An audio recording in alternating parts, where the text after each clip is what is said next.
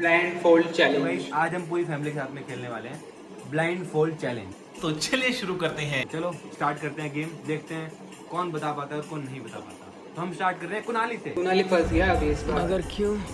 सबसे पहले कुनाली ब्लाइंड को फोल्ड करेंगे। कुनाली को ब्लाइंड स्टार्ट फोल्ड करते हैं करना कुनाली से। कुनाली को ब्लाइंड फोल्ड कर दिया है। और सुनो, एक रूल है, हमको रहना है इस कारपेट के अंदर। ये कैसा रूल है? कारपेट के अंदर ही रहना है। ठीक है, चलो कुनाली सिर्फ एक बार टच करना है आपको, एक बार टच करके नहीं, पूरा से पकड़ देना है। और अभी तो रुको, क्लाइमैक्स अभी बाकी है। पूरा नहीं पकड़ना, बस एक बार टच करके बताना है कौन है। अगर सही बताओगे तो ही आप जीतोगे।